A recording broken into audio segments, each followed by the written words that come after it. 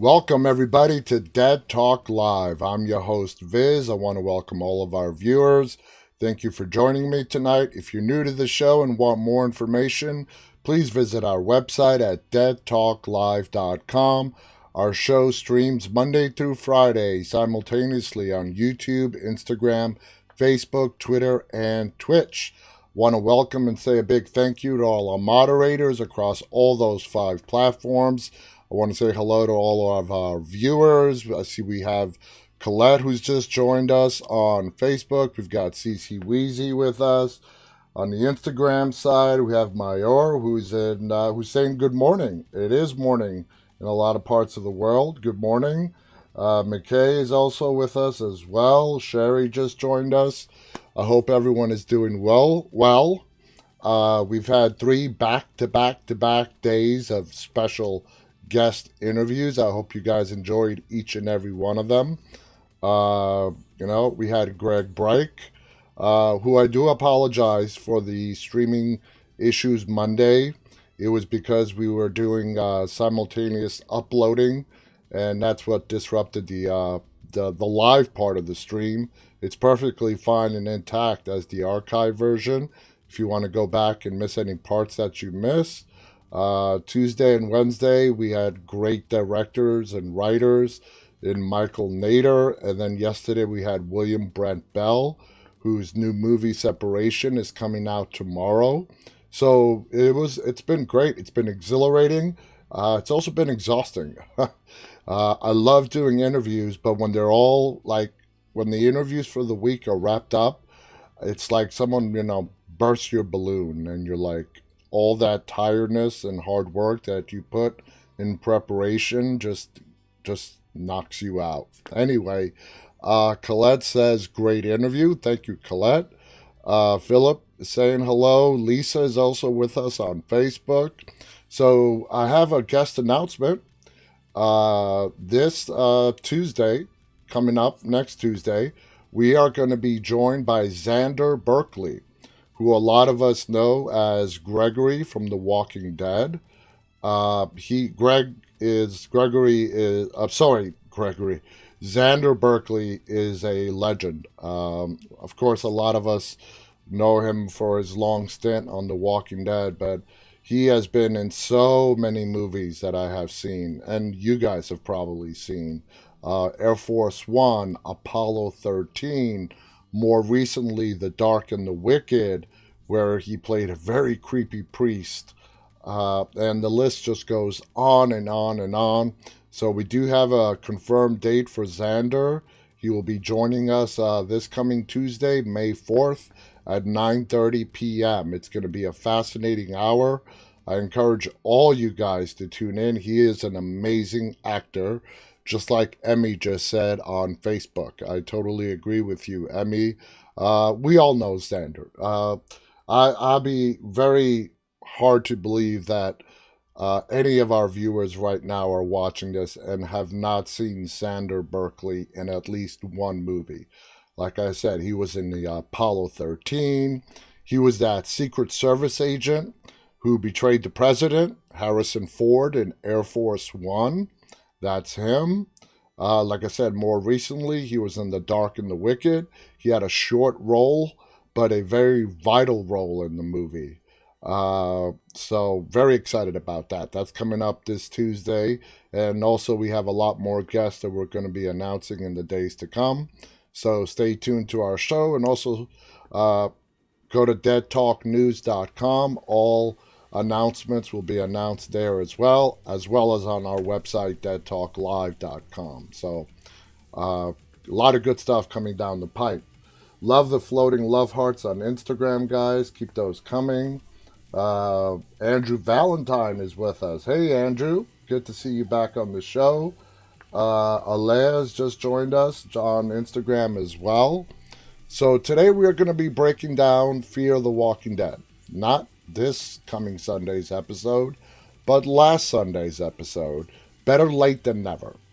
We have not had a chance to talk about Fear this week because of all of our special guests. So today's the first opportunity. We're going to spend some time breaking down last Sunday's Fear the Walking Dead.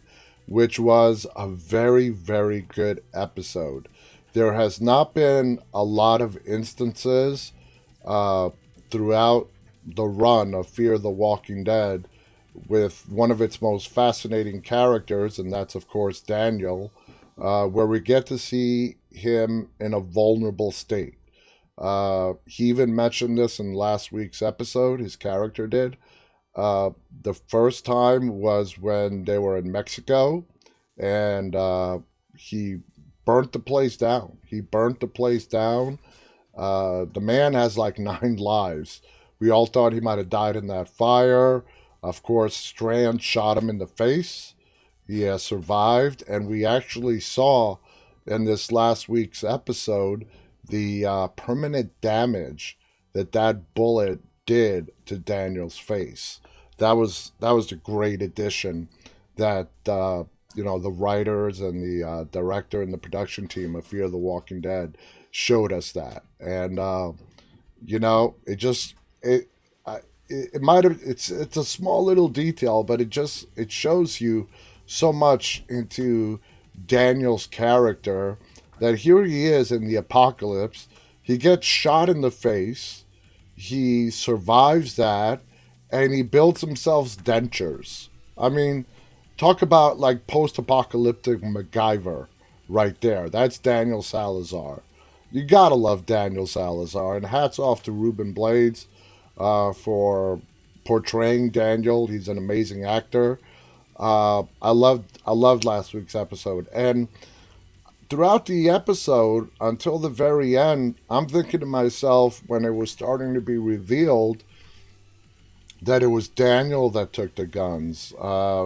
He was not remembering things correctly, and I also love that we saw the episode from Daniel's point of view, and where he was telling Grace and Charlie to go to the shed. In reality, though, he was telling them to go to the caverns. He put them in danger. He's the one who took the guns out of the shed, stashed them in his tent. Uh, and I love that we got to see it from his point of view. And then it all got revealed. It was the whole episode was him recounting the entire sequence of events the way he remembered them.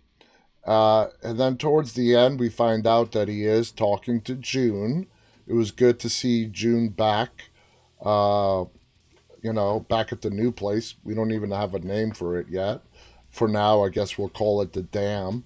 It was good to see her back after she shot Virginia last in the previous episode, uh, and we got to see this friction that is amongst the factions. Strand is not a part of the group anymore. Like I mentioned in our last week's review of Fear the Walking Dead, Strand was positioning himself all along to fill the vacuum that he knew was going to be there when Virginia was dead. That's a big reason why he wanted her dead. Not because of what she did or what she, did to people, the punishment she dished out. Uh, I mean, yeah, that played a factor into him wanting her dead, but we always know Strand. Strand is always looking for the best angle that is going to suit his position and increase his rank in the post-apocalyptic world. So he was playing the angle to take over Lawton, and he did. Victor Strand is the leader of Lawton as of now. Virginia is gone, and there's your new leader. So his plan really worked out in his favor. And then you have Morgan's group at the dam, and then you have Sherry. What's going on with Sherry? I have no idea. I don't think the character herself really knows. She's still trying to figure it out. It was all about Virginia. We know that Virginia for her is a surrogate for what Negan did to her back on The Walking Dead. Virginia is now dead, but she's still lost. She's still trying to find her way back. To Dwight, I don't know. I don't know if those two are ever going to get back together. And that sort of follows the line of the Walking Dead comics. Even though this is happening on Fear the Walking Dead, Dwight and Sherry's relationship on Fear the Walking Dead is sort of following in the footsteps of the way their characters evolved in the comic books of the Walking Dead comic books. So I have no idea about Sherry and her traveling companion. Is there potentially a thing starting to grow between those two? I have no idea. There doesn't seem to be. We don't have any indication of that. But there was a lot of distrust. When they were meeting at that table just before that dynamite went off, it reminded me of a scene out of The Godfather when the five feuding families are sitting together to resolve their differences. They do know they have a common threat out there. They don't trust each other. The Morgan's group doesn't trust Strand. Sherry's group doesn't trust Morgan or Strand. Strand doesn't fully trust anybody. He never really did. So it's kind of a big shit sandwich right now. So let's see what you guys have been saying. I see the chats are going off. Daniel had me in tears in the end, says Khaleesi. You felt bad for him. I thought it was they were going to go the way of Alzheimer's, which would have really sucked because it's not only is that a horrible disease that's incurable in modern civilization.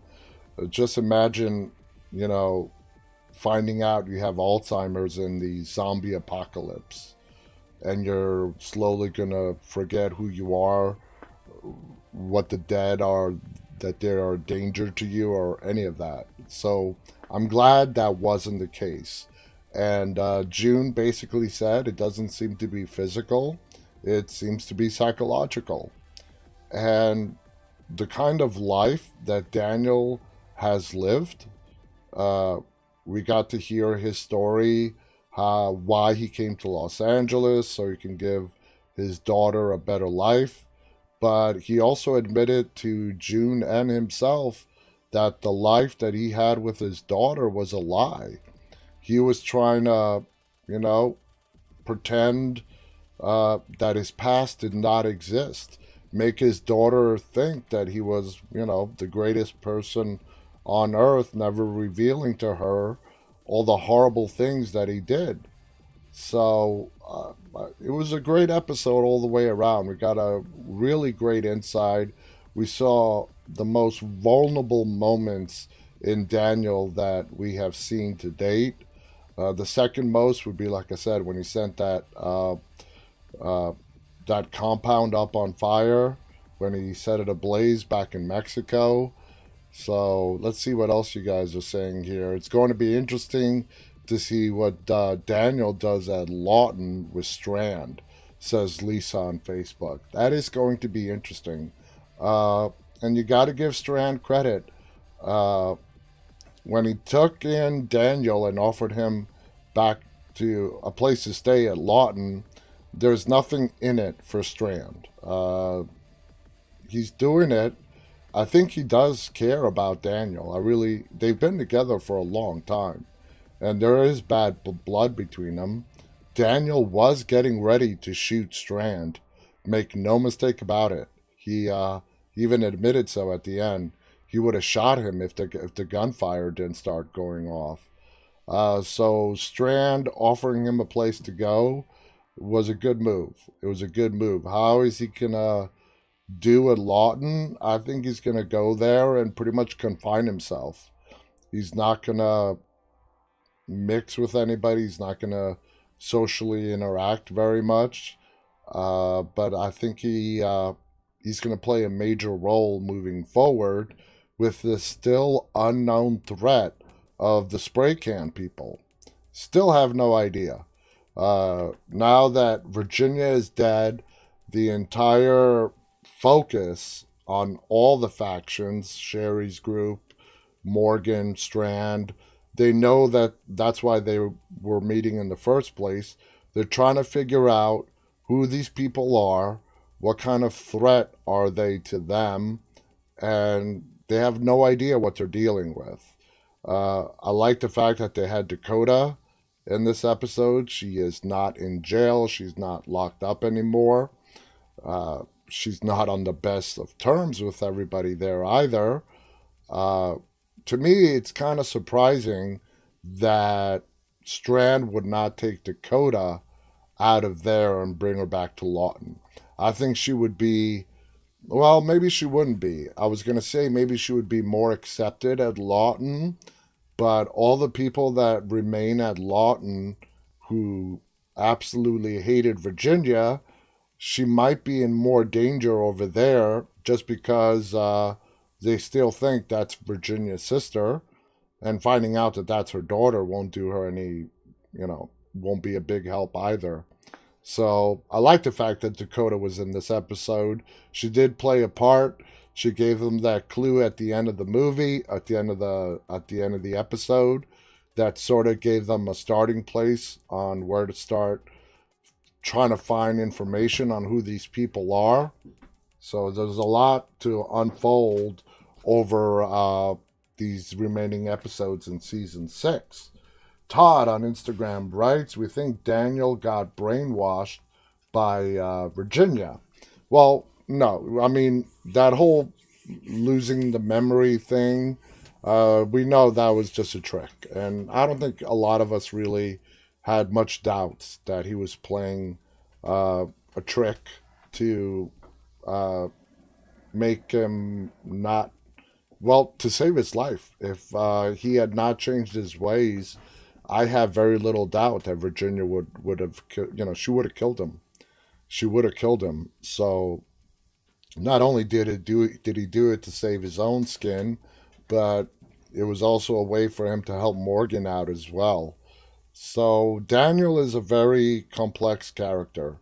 He's a one that has a very interesting past. He has done some horrible things, and we've known that ever since season 1 of Fear the Walking Dead. So, and he got Skidmark back. That's right, Khaleesi. I thought Skidmark was gone. In fact, I don't know if this actually happened, but I remember Virginia maybe taunting him in a way, telling him that she killed the cat. But no, not to be worried. Skidmark is very much alive and well, and on her way back to Lawton with Daniel. So, you know what they say about pet therapy. Uh, it could be Skidmark that brings Daniel back to us. Philip is going to bed. He's got school tomorrow. Good night, Philip. Thank you for tuning in. Colette writes that he has a lot of secrets. Yeah, yeah. We do not know everything that there is to know about Daniel. And that brings me to an interesting idea. We all know that we're getting this spin off after the Walking Dead Mother Show ends. And it's, I'm talking about Tales of the Walking Dead, where each episode is going to be its own story. That is not going to be restricted just to The Walking Dead, the main show. It's going to span the whole universe. And I would love for them, even while Fear the Walking Dead is airing, for them to do one or more episodes to give us Daniel's time before he went to Los Angeles. I would love to see that. Just to see how ruthless he was. He was a killer. He was an executioner. He would torture people. He was not a nice person. And supposedly the birth of his daughter Ophelia is the motivation he needed to start redeeming himself. And if you paid attention in last week's episode, he is still trying to find a way to redemption himself. Uh, so I'm just looking over some of the chats. We want to welcome all the new people who have joined us on Instagram. Let's see. Wait, where did that go? Somebody, uh, Matthew is asking someone if they are single. It's good to see you guys mingling. It's always good to mingle on the show. Zoe has joined us on Twitter saying, I love Daniel's character, and Ruben Blades does an amazing job portraying him. He definitely does. So let's see what the headlines had to say about last week's episode. Titled Handle with Care. If there's one consistent failing of The Walking Dead sixth season, it's the show's original cast of characters have been sidelined in favor of newer arrivals like Morgan, John, Al, June, etc. While all these new characters have featured in some of the show's best episodes to date, that doesn't mean Fear stalwarts like Alicia, Strand, and Daniel have no good stories left to tell.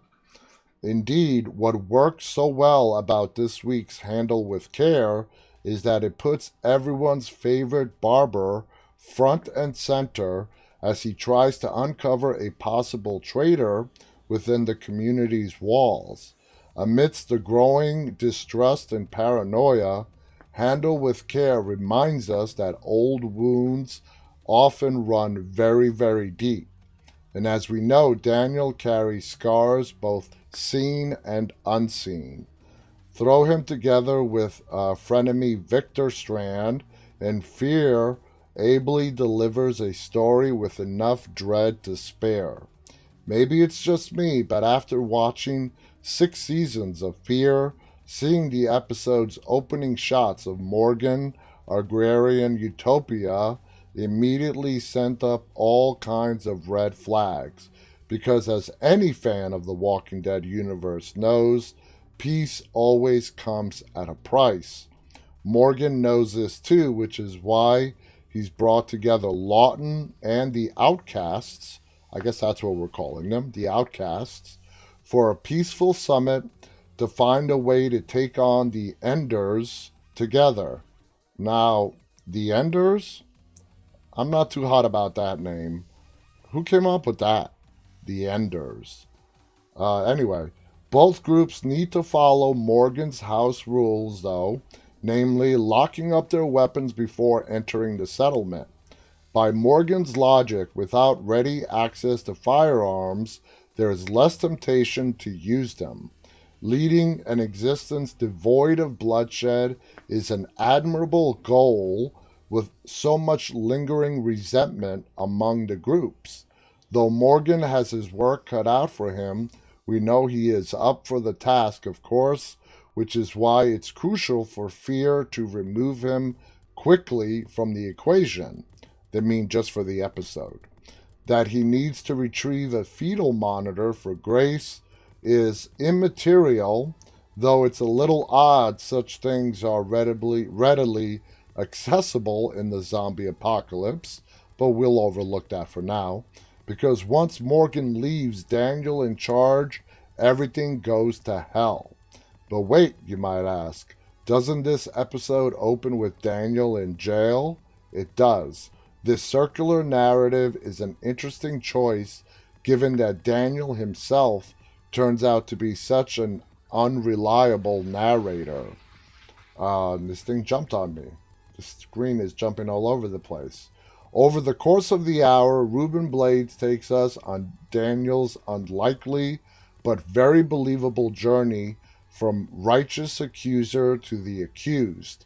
And what a journey it is. Thanks to Blades' emotional performance, Coleman Domingo easily stands toe-to-toe with him, making Strand's anger and frustration just as believable.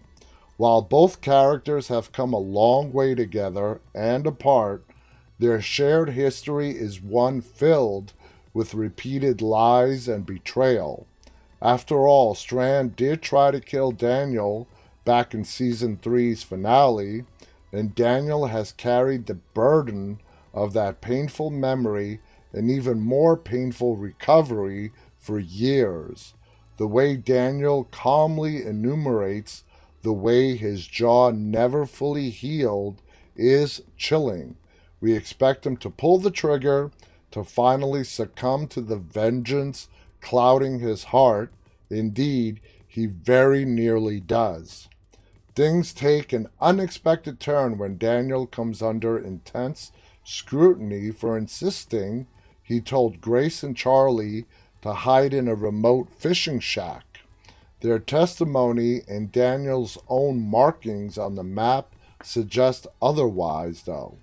To compound everyone's confusion, it turns out that it was actually Daniel himself who stole the weapons from lockup, hid them in his own locked storage shed. Considering his famed memory loss earlier in the season, it's difficult to know when Daniel is telling the truth or when he's acting. Morgan is willing to give him the benefit of the doubt, but he wants to be sure. So even Morgan, we even saw this, as June was leaving the jail, Morgan asks her, could he be faking it? And she's like, no, not really.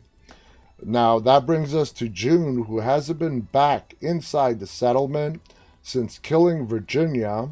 Handle with Care finds June stepping into the role of Daniel's therapist.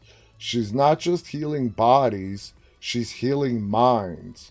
But Daniel believes he deserves to be behind bars. After all, he was a monster in his former life. It's a small comfort that June believes his confusion and remorse are legitimate. Still, if Daniel moved the weapons, is he also responsible for the explosion? We never got an answer to that one. After all, he did let those walkers into the settlement. What else is he capable of doing? Daniel realizes he has become a danger, not just to his friends, but also to the future success of the settlement itself. Blades delivers a brilliant performance in this scene as well. Once a ruthless survivor, Daniel is now broken and vulnerable. Maybe this is why Strand invites Daniel to stay at Lawton, or maybe Strand believes the old maxim about keeping friends close and enemies closer.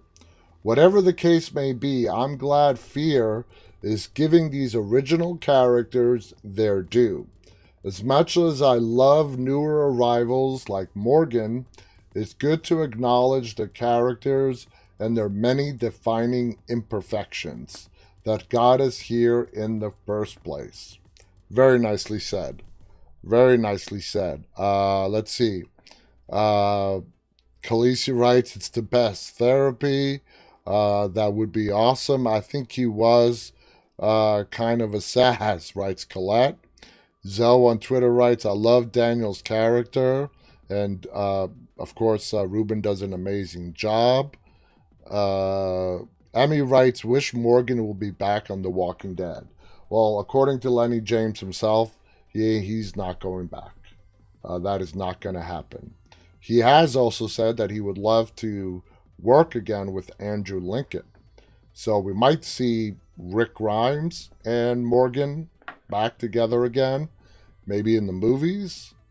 But as far as Lenny James, who plays Morgan, going back to The Walking Dead, Lenny James himself has pretty much squashed that as happening. It's not going to happen.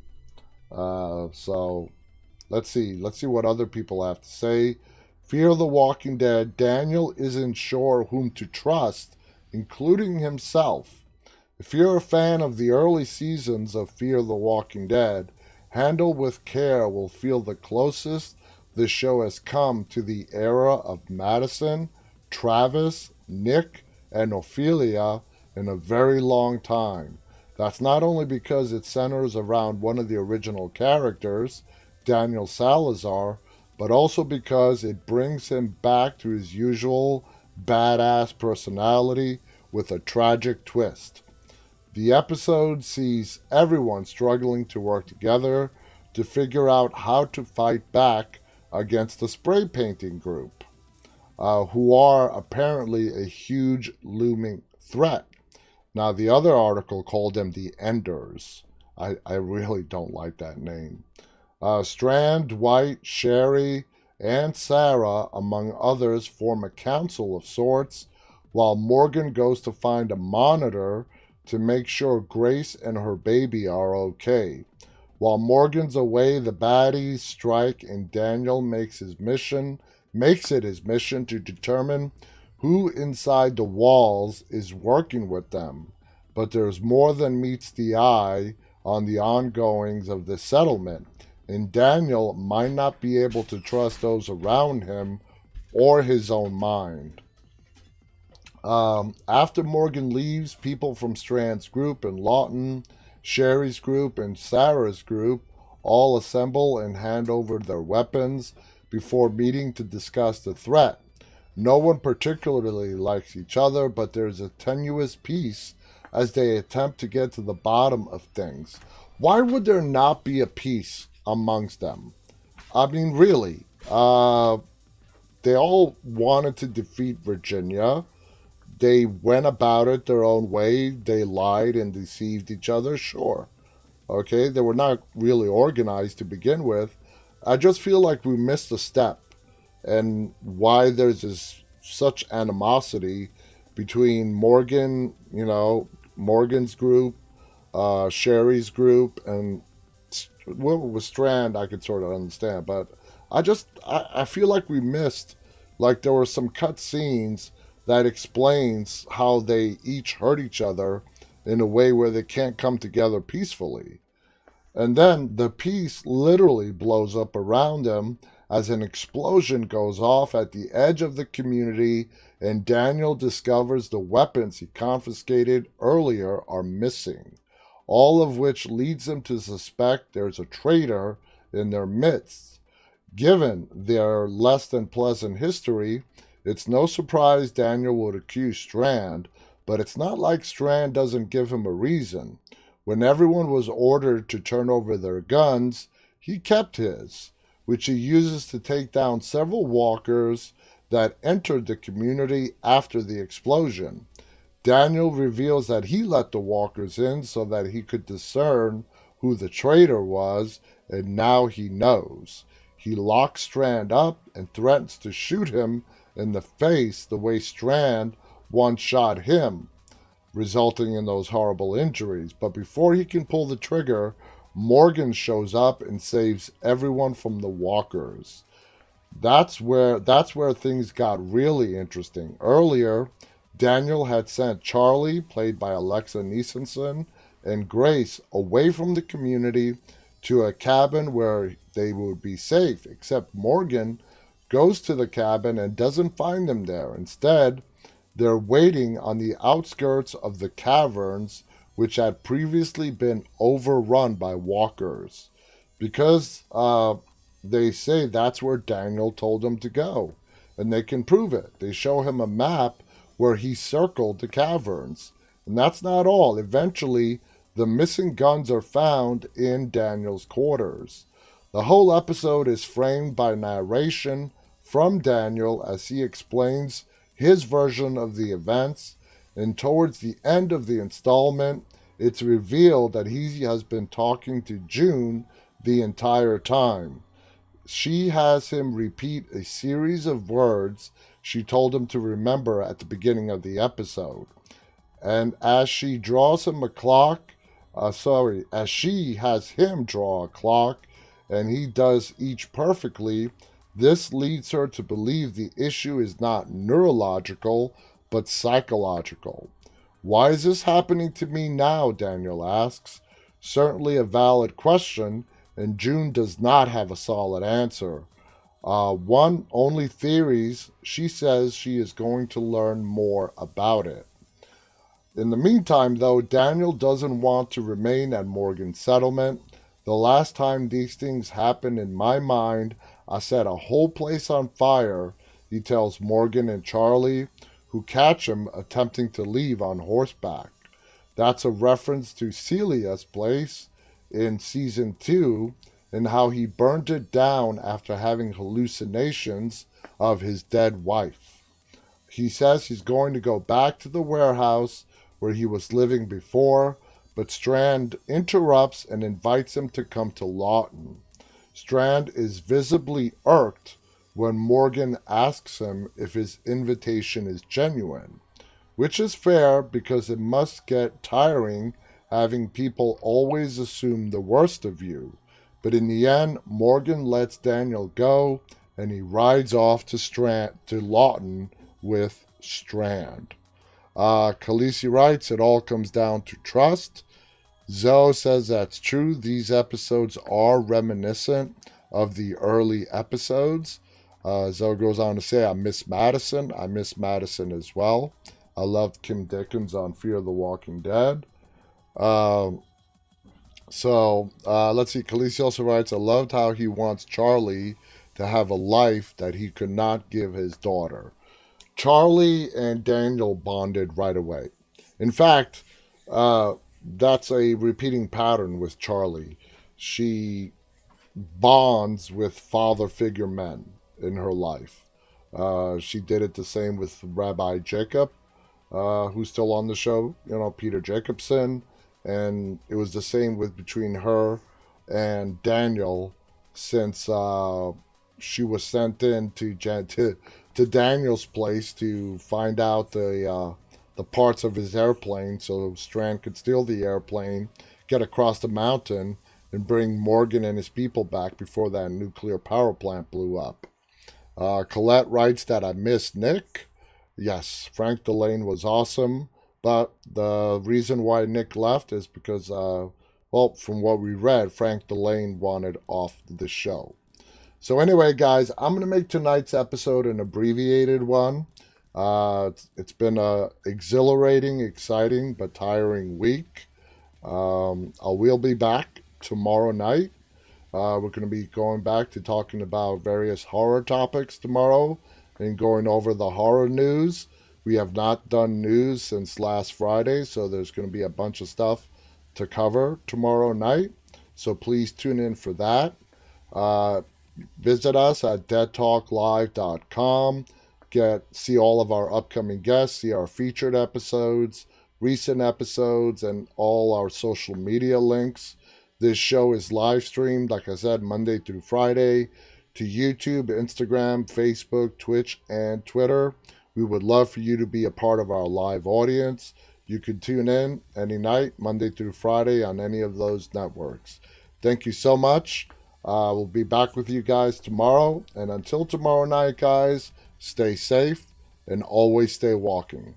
Good night.